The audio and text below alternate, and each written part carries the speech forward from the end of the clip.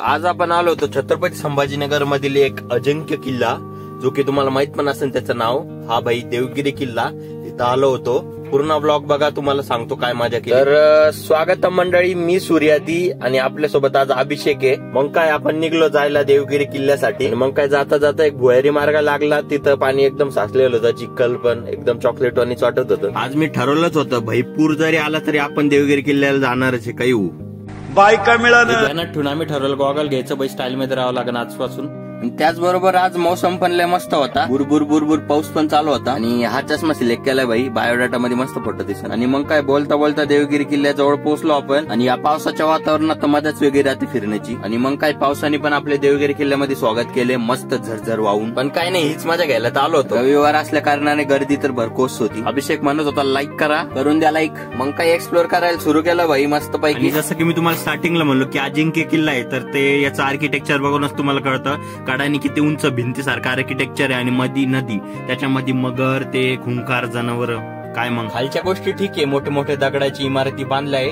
पण एक विचार करतोय मी, वरच्या गोष्टी कशा बांधल्या असेल त्यांनी. म्हणजे मला इथं एक पाण्याची बॉटल वरती न्यायला जड जाऊ राहिलं. आणि त्यांनी त्या काळी इतके मोठे मोठे दगड वरती नेले, तेव्हा हेलिकॉप्टरने काही सुविधा नव्हती. कसं केलं? इथं आपल्या शक्ती पलीकडची गोष्ट आहे. पण इथं आपण बघू शकतो निसर्गरम्य वातावरण भेटलं गाईज. तुम्ही म्हणशाल काय मोठी गोष्ट आहे याच्यात. अरे भाई, अजून 50-100 वर्षांनी बघा, तुम्हाला निसर्गरम्य वातावरण बघायला पण मोबाईल स्क्रीनच लागेल. जसं का हा अजिंक्य किल्ला आहे आणि याच्यावर तोफ पण तेवढ्याच भरपूर आहे.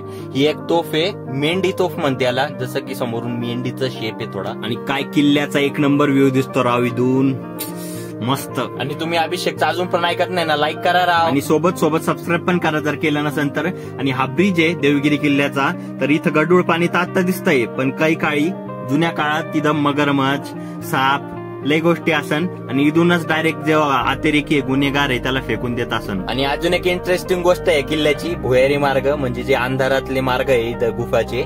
पण आता लाईट लावले, पण पहिल्या काळात विचार करा तुम्ही कसा अंधार असन, काय भीती वाटत असन भाई. आणि इतका भीतीदायक प्रवास, म्हणजे लाईट जर अचानक बंद पडल्या ना अवघडच व्हायचं. आणि मोबाईलचा फ्लॅश तर इथं एकदम बच्चा वाटत होता. आणि भाई फायनली टॉपवर पोहोचलो. आणि इथं एक राजवाड्या टाईप होतं. पण विचार करतो हे काय कामासाठी वापरत असन, तुम्हाला जर माहित असेल तर सांगा मला. आणि भाई विकेंडला टाइम काढत जा, गड किल्ले फिरत जा, मज्जा पण येते आणि ऐतिहासिक अनुभूती पण येते. आणि गडावर चढताना बाप्पाचं मंदिर पण लागतं, तर बाप्पाचे दर्शन घ्यायला विसरू नका. तुम्ही म्हणशाल मेन गोष्ट तर सांगितलीच नाही की कोणी बनवला हा किल्ला. तर हा भाई यादव काळातला भिल्लम 5वा या राजाने बनवला आहे 1187 मध्ये. एवढाच होता आपला हा मिनी ब्लॉग. हा सगळ्या जागा काहीच बाय. आणि अजून पण लाईक नाही केलं बरं तुम्ही.